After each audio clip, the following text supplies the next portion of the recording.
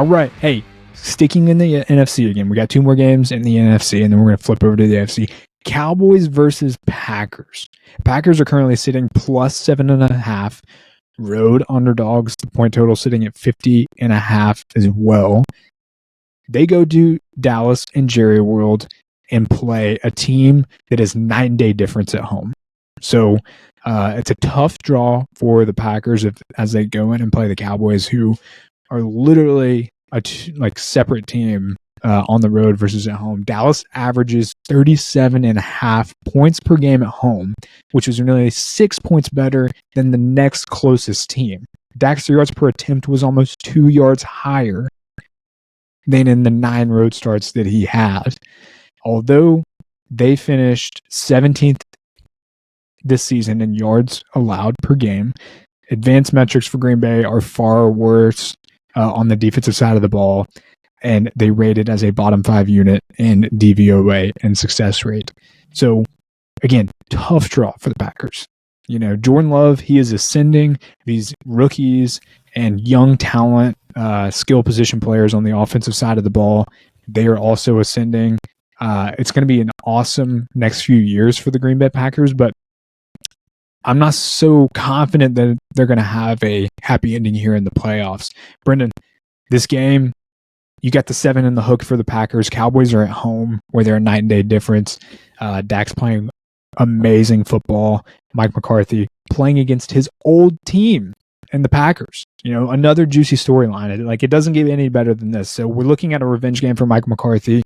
How do you feel about this line? Who do you think is going to win outright? What do you think the vibes are going to be for this game? And kind of what do you expect from some of the gameplay here? It's not close. It's not close at all. Period. Period. It's not close. I think. Yeah.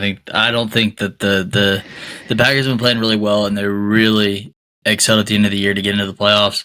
But the run stops here because Dallas overmatches them in every category. And CD will have 200 yards. Yeah, you just can't. Or they will have Jair back, but yeah, I don't think you're gonna stop them boys. Yeah, until the next round, but not this round. Yeah. So yeah, dude, and thinking of it, so looking in comparison to the rest of the defenses, the Packers are at the bottom of the list, especially in terms of EPA per dropback. They are the bottom of the list there. They run 40% of their plays in cover 3.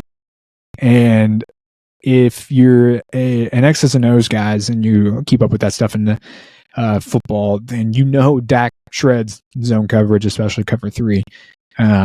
And he's got the receiving talent to do it. He loves the seam ball to his tight end in cover 3. So I think that with the structure of this defense, and I expect Green Bay to make adjustments as any well-coached team would do. So take what I'm saying with a grain of salt here. But for a team that predominantly runs zone coverage, I expect Dak to have his way, especially if they have a hard time pressuring Dak. So, man, I thought 7 in the hook at the initial look was a little too much for a playoff game, especially.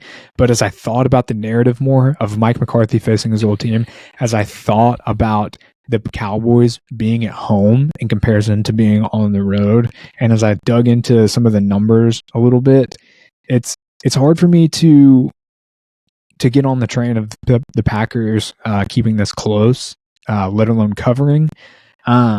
The projections actually have Dallas 9.5 here at home in a 27-17 game, which that was a bit surprising in its own right. Again, the model doesn't take in vibes. Brendan says that all the time, and it brings a good point. Playoff games have different vibes, so take the model for what it is, but strictly from the statistical analyses, the model likes this game to be more so in Dallas's favor. It just thinks it's the better team overall on the offensive and defensive side of the ball. If we look at some of the numbers, we see that pretty evident. Dallas is 4th overall in offensive EPA per allowed. Green Bay is 24th. Offensive EPA, Dallas is 3rd. Packers are 7th. So Packers have a competent offense that can kind of keep this close, but it's really their defense that really concerns me. And the contrary is they don't even really have a good rushing defense either. They're 28th in rushing yards allowed, 21st in yards per carry allowed. And so not only will Dallas have their way in the passing game, but they will have their way in the running game if needed be. So it's going to be a steep task for the Packers to go in here and beat the Cowboys outright. The key to them doing so is scoring first, getting on top early, forcing the Cowboys to play at their tempo, and then just pounding the rock and then taking deep shots with Jordan Love. I think Jordan Love, he is actually one of the more explosive passers in the league. His success rate is not that high, but his explosive play rate is amongst top 10 in the league. So if he can generate explosive plays, get up early, and then rely on the running game, that's the Packers' key to victory here.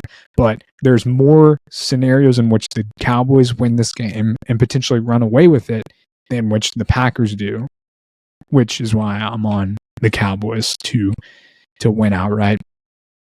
Yeah, everything points towards the Cowboys in this. You know, they're better on all sides of the ball, especially on the defense, offense. Mm-hmm. They're playing at home, and I mean, this is one of the better teams that Dallas has had, probably statistically, but just like the eye test in a while. And they've got a real shot. Skill-wise, there's a huge difference, I just feel like, on between the teams. But skill-wise, Dallas has a real shot to really go deep in this playoffs. So I think they'll choke like they always do, but not this round. Yeah, and I will say, so surprisingly, the public is on the Packers. 56% of the bets That's on the Packers. insane. 87% of the money is on the Packers to cover the 7.5.